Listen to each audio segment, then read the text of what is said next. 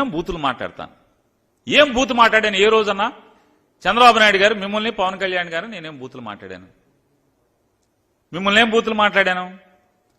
ఇంకా మీ వయసుకి తగ్గట్టు ప్రవర్తించకుండా 75 ఏళ్ల వయసు వచ్చి 14 ఏళ్ల ముఖ్యమంత్రి అని చెప్పుకునేటువంటి మీరు ఎంత కిరాతకంగా నా కుమారుడు పేర్ని కృష్ణమూర్తిని మీరు ఎంత దిగజారి మాట్లాడుతున్నారు. నా కొడుకు గంజాయి అమ్ముతాడా? ఇంతకన్నా ఎందుకు వయసు నేనది? ఈ వయసు, ఆ వయసు ఒంటి మీద వయసుకి తగ్గ మాట్లాయి. మరి ప్రజాసేవ చేయాలనేటువంటి ఆకాంక్షతో, బలమైన ఆకాంక్షతో రాజకీయాలకి అడుగుపెట్టి 4 సంవత్సరాలు నీ కొల్లు రవీంద్ర లేదా నీ పార్టీ నాయకులందరూ కూడా ఇళ్లలో పడుకుని, మీతో సహా అందరూ ఇళ్లలో పడుకుంటే అతను కరోనాలో ప్రాణాలకు తెగించి ఐసీయూ వార్డులో కూడా బందర్లో కరోనా బారిన పడినటువంటి ఏ పేషెంట్ని అడిగినా కూడా పేర్ని కృష్ణమూర్తి సేవల గురించి ఈ రోజు కూడా మాట్లాడతారు.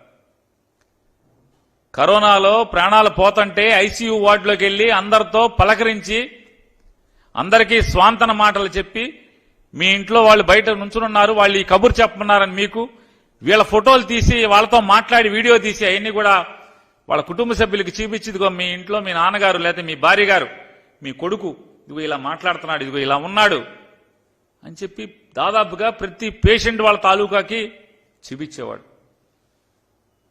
డాక్టర్లతో సమానంగా లోపల వార్డులో ప్రాణాలకు తెగించి తిరిగాడు. బెడ్లు కావాలంటే బెడ్లు అందించడం, ఎప్పుడు 24 గంటలు అదే పనిలో ఉంటే నూనూకు మేచాలటువంటి నవ యువకుడు మొదటిసారి రాజకీయాల్లో పోటీ చేస్తుంటే ప్రజలు గుర్తిస్తే 75 ఏళ్ళ వయసు వచ్చినటువంటి చంద్రబాబు నాయుడు ఇంత పాపం మాటలు మాట్లాడుతున్నాం. ఇంజనీరింగ్ చదువుకుని ప్రజలకు ఏదో ఒకటి చేయాలి, నా ఊరికి ఏదో ఒకటి చేయాలని చెప్పినటువంటి ఆకాంక్షతో మేము చెప్పాం. ఇట్లాంటి దుర్మార్గులు ఉంటారా బాబు? చంద్రబాబు లాంటి ఆయన పార్టీలో మసిలేటువంటి దుర్మార్గులు చాలా మంది ఉంటారు. అవసరమా ఈ జీవితం మనకి? చెప్పినా కూడా ఎవరో చంద్రబాబు లాంటో లేకపోతే కొల్లు రవీంద్ర లాంటో పాపభీతి లేనటువంటి దుర్మార్గులు ఉన్నంత మాత్రాన వాళ్లకు దడిచిన ప్రజాసేవ మానుకుంటానా అని చెప్పి అతను తిరుగుతున్నాడు. అటువంటి నవ యువకుడు గురించి ఇంత పచ్చి పాపం మాటలు మాట్లాడుతున్నారు మీరు. సరే, భగవంతుడు ఉన్నాడు. ఏంటి మత్స్యకారులకు గుదిబండగా మారిందంటే 2017 జీవో. 2017 జీవో అసలు ఏంటి? ఆ జీవోలో ఏముంది అంటే ఎంతసేపు మోసపు మాటలు. ఎక్కడైతే 100 హెక్టార్లు పైబడి ఉన్నటువంటి చెరువులు ఎక్కడైతే ఉంటాయో, గ్రామానికి సంబంధించినటువంటి ప్రభుత్వ చెరువులు ఎక్కడ ఉంటాయో ఆ చెరువుల్లో ఖచ్చితంగా పేరుదేమో మత్స్యకారుల సంఘాన్ని, దోచుకునేదేమో అగ్రవర్ణాలు, డబ్బున్న వాళ్ళందరూ కూడా వాళ్ళని అడ్డం పెట్టి బినామీలుగా దోచుకుంటున్నటువంటి పరిస్థితులు ఈ ప్రభుత్వం చూసి ఖచ్చితంగా ఆ సంఘ సభ్యులకి బ్యాంక్ అకౌంట్లోకి ఆ డబ్బులు వెళ్ళాలి అనేటువంటి జీవో తెస్తే దాన్ని తప్పుగా చిత్రీకరించడం. మీ గుండెల మీద చేసుకు చెప్పండి, ఈ జీవో ఏం తప్పు ఉందో. ఊరికే 2017 జీవో అంటుంది తప్పితే ఆ జీవోలో ఏంటి, జీవో సారాంశం ఏంటి? ఇటువంటి పాప మాటలు, బురదేసి విషపు మాటలు ఆయన మాట్లాడతాడు. దేశానికి ఎందరో మహనీయులను అందించినటువంటి గడ్డ కృష్ణా జిల్లా. ఇప్పుడు కొత్తగా గుర్తుకొచ్చింది కృష్ణా జిల్లా ఎందరో మహనీయులను అందించింది.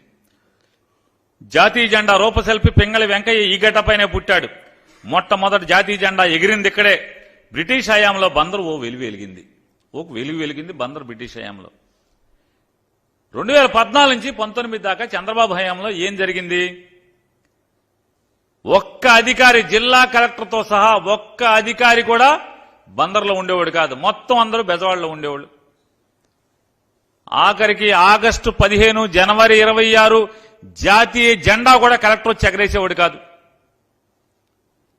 డిఆర్ఓతో ఎగరేయించేవాళ్ళు. జిల్లా అధికారులందరూ కూడా బెజవాడలో కాపురం ఉండేవాళ్ళు. వారం వారం సోమవారం ఒక్కరోజు, అది కూడా వాళ్ళకు బుద్ధి పుడితే గ్రీవెన్స్కి వచ్చి కాసేపు గంట కూర్చుని వెళ్ళిపోయేటువంటి పరిస్థితులు. అది కూడా కలెక్టర్ ఎక్కువ రోజులు వచ్చేవాడు కాదు. జాయింట్ కలెక్టర్నో డిఆర్ఓనో కూర్చోబెట్టేవాళ్ళు. వారం వారం సోమవారం ఒక్కరోజే కాస్తో కోస్తో ఆ గ్రీవెన్స్ పేరుతో ఒక గంట సేపు అధికారులు కూర్చుని వెళ్ళిపోయేవాళ్ళు. ఇది చంద్రబాబు నాయుడు ఏలుబడిలో బందరకు ఉన్నటువంటి దుస్థితి. ఇవాళ ఈయన వచ్చి అసలు మామూలుగా ఈయన ఇప్పుడే రాజకీయాల్లోకి వచ్చినట్టు చంద్రబాబు నాయుడు గారు, ఈయన ఇంత క్రితం ఎప్పుడు ముఖ్యమంత్రి చేయనట్టు, ఇప్పుడే వచ్చి నన్ను ముఖ్యమంత్రి చేయండి అని మొదటిసారి ఓట్లాడుకున్నట్టుగా బిల్డప్ ఇస్తున్నాడు ఈ బిల్డప్ బాబాయ్. ఇవాళ బందర్కి మళ్ళీ వెలుగేలా వచ్చింది. 2022 సంవత్సరం మార్చి మాసంలో ఈ రాష్ట్ర ముఖ్యమంత్రి, వైఎస్ఆర్ కాంగ్రెస్ పార్టీ అధ్యక్షుడు జగన్మోహన్ రెడ్డి గారు తన ఎన్నికల మేనిఫెస్టోలో ఇచ్చినటువంటి హామీని అమలు చేస్తూ కృష్ణా జిల్లా బెజవాడ క్రీనీడలో ఎలా అయితే మసకబారిపోయిందో, బందరు చరిత్ర గతమెంతో ఘనమైనటువంటి బందరు చరిత్ర బెజవాడ క్రీనీడలో ఎలా మసకమారిపోయిందో ఆ మసక తుడిచేయటానికి బెజవాడని సపరేట్ జిల్లాగా, ఎన్టీఆర్ జిల్లాగా నామకరణం చేస్తూ బందరు పార్లమెంట్ పరిధిలో ఉన్నటువంటి 7 అసెంబ్లీ నియోజకవర్గాలని కలిసి పాత కృష్ణా జిల్లాగా ఏర్పాటు చేయటం వల్ల మళ్లీ బందర్కి పూర్వ వైభవం తీసుకొచ్చినాడు ఎవడయ్యా అంటే సత్తా ఉన్నాడు జగన్మోహన్ రెడ్డి గారు. 2014 నుంచి 19 దాకా, లేదా 2004కు ముందు మీరు ముఖ్యమంత్రి చేశారు కదా, బందరు గురించి ఎందుకు పట్టించుకోలేదు? ఇవాళ మీరు పెంగళ వెంకయ్య గారిని తీస్తారు, జాతీయ జెండా గురించి చెప్తారు. బ్రిటిష్ టైంలో బందరు చరిత్ర ఘనమంట. మరి నువ్వే కదా నల్లదొర పరిపాలించావు 14 ఏళ్లు, నీ ఏలుబడులు ఏమైపోయింది? ఇవాళ ఇటువంటి బొంకు మాటలు మాట్లాడాడు ఆయన. ఈ బొంకు మాటలు కాక ఏంటది? ఇవాళ ఆయన మాట్లాడుతూ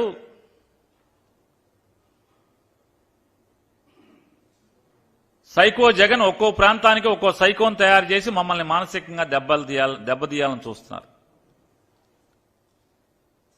నేను మిమ్మల్ని మానసికంగా ఏం కుంగదీశాను? ఏ రోజన్నా మీ గురించి, మీ కుటుంబ విషయాల గురించి, మీ వ్యక్తిత్వం గురించి ఏ రోజన్నా నేను మాట్లాడి ఉన్నానా? సవాల్ చేస్తాను చంద్రబాబు నాయుడు గారిని. ఎప్పుడన్నా మీ వ్యక్తిత్వాన్ని హననం చేసేట్టు, మీ రాజకీయ జీవితం గురించి తప్పితే, మీరు తీసుకున్న నిర్ణయాల గురించి తప్పితే, మీరు మాట్లాడినటువంటి అసత్యాల గురించి తప్పితే నేను ఎప్పుడన్నా మిమ్మల్ని కించపరుస్తూ నేను మాట్లాడానా?